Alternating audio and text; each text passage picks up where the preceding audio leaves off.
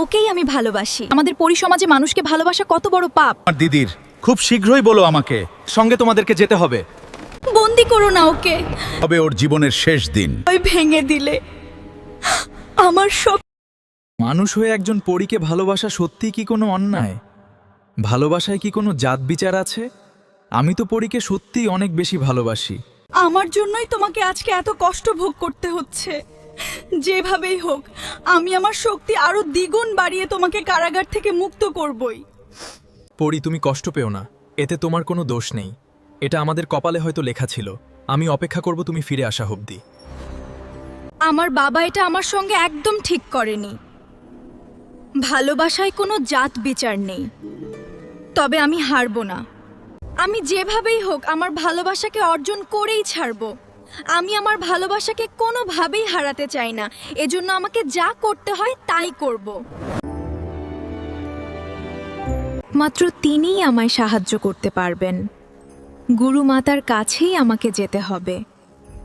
তুমি সব কিছু করেন।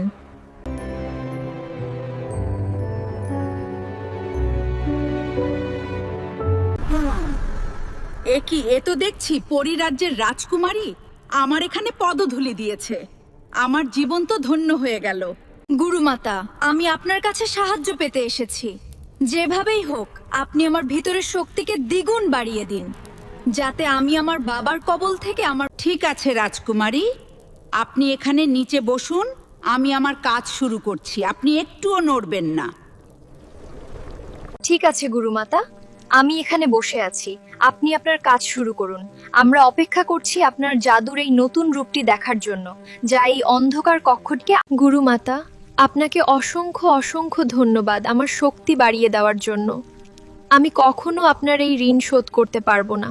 আমি ফিরে এসেছি। এবার আমি তোমাকে মুক্ত করব। আমাদের পথে আর কেউ বাধা হয়ে দাঁড়াতে পারবে না। তুমি অনেক কষ্ট পেয়েছো আমার জন্য। মুক্তি পেয়েছি অবশেষে। ভয় পেও না, তুমি মুক্ত। তুমি আমাকে এতটা ভালোবাসো। তুমি আমার জন্য অনেক কষ্ট সহ্য করলে।